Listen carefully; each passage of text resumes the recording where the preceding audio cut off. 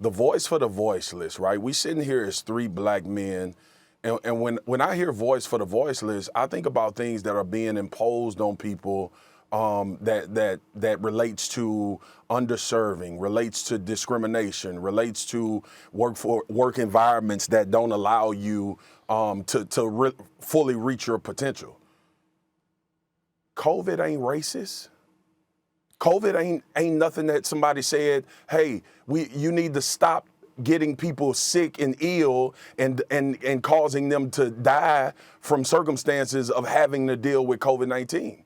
So I don't necessarily understand who are you speaking for when you say that these vaccine mandates, you're raising a voice for the voiceless. I don't understand that. Like when I think about a voice for the voiceless, I think about all of the issues that we've talked about, not only in the NBA. Stephen A., you've talked about black coaches in the NBA. You've talked about black people in leadership. We got this ongoing discussion about how the diversity and inclusion needs to be a real thing instead of being on pamphlets and things just being said and structure in the NFL. I just don't understand this one. This one bothers me, and I'm with you, Molly, on something you said. Like COVID not worried about Kyrie if he voiceless or has a voice. Like I tell y'all again, I had an aunt that spent 3 months in the hospital, touch and go for 2 months. This is not anything I heard about or read about. This is something that I absolutely saw. Not only drain on her, drain on her children, drain on my mother, who is a sister, and the family. And not one time did I think that if somebody was to mandate this vaccine, that it would have to be a situation where you had to have an athlete stand up and say, I want to represent the people that don't want to take a vaccine that are losing their positions. Man, these companies don't care about that. Like, who are you being a voice for? If you're being a voice for people that are not choosing to take a vaccine, that work for companies that are saying we want a vaccine mandate, that's the bottom line. That is their right. We work for ESPN. We work for Disney. We have a vaccine mandate at this company. And it is simple as this. If you don't want to take it, you will no longer have a job. Those are the consequences. Those are the things that you have to deal with, and you have to make a personal decision. Well, yes, it's consequences if you choose not to. That's the bottom line. So the voice for the voiceless, and oh, by the way, okay, you got a lot of people in this country that had to take the vaccine that didn't want to take to so they could continue on with their livelihood and taking care of their family. They put that at the forefront of not deciding to take a vaccine. Kyrie is worth over $200 million.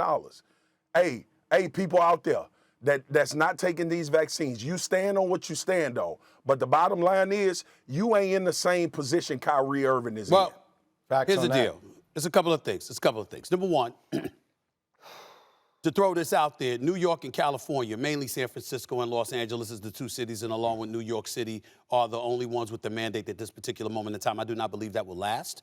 I ultimately think that is something that would spread, no pun intended, and as a result, you'll see restrictions and mandates being handed down across NBA cities throughout this country. That's what I believe, personally, even though some people would ask why those are only 3 cities with the mandate at this particular moment in time. That's something we could get into another day. You also have some people out there that are talking about how Kyrie Irving will have a huge lawsuit, and he'll win or whatever. Shut the hell up. Ain't nobody trying to hear that either, okay? Here's the bottom line. What you went to last, Marcus, when you talked about Kyrie Irving has earned over $200 million in his career, probably more. Here's the reality. That's really why you're taking this position.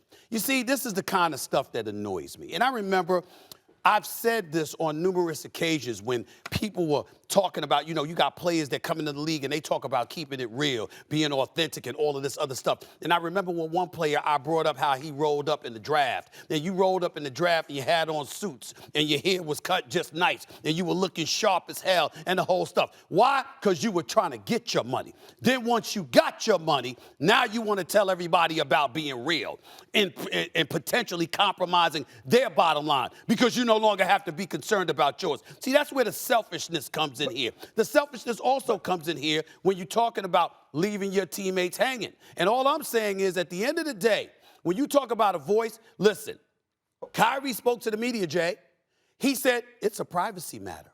That's what he said. He had an opportunity to explain himself. He continues to get opportunities to explain himself. But he's saying, excuse me, it's a privacy matter. Respect my privacy. So what voice is he talking about? But Stephen, can I ask you a quick question on this one, my man? Sure. And I'm pro-vaccine. I've taken a vaccine. I'm double vaxxed. So have I. But you said that he's selfish. Doesn't he have the right to be selfish to do what he wants to do for Kyrie?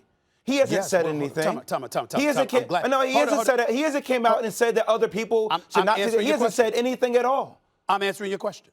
Your question. Of course he has the right. That's the part that annoys me. When people say he has a right, you act like us criticizing him is us saying he doesn't have the right. He does have the right. Absolutely. But he also has the right to be called out for it. Just like somebody has the right to be real. Well, guess what? There's various levels of real. You can be real stupid. You can be real dumb. You can be real selfish. You can be real hypocritical. There's a whole bunch of levels of realness out there in the real world. Nobody is questioning Kyrie's right to take the position that he's taken. What I'm talking about as a person that loves the game of basketball, that's looking forward to the Brooklyn Nets trying to win a championship. I can't believe that you're sitting here, and then he brings up research and all of this other stuff. Well, damn it, it's more than 19 months that this pandemic has been going on. How much research do you need? We've heard players bringing up research and how they're going to talk to their teammates as if their teammate is an epidemiologist or somebody. There's certain things that are just ridiculous, and that needs to be said. Thanks for watching ESPN on YouTube. For live streaming, sports, and premium content, subscribe to ESPN+.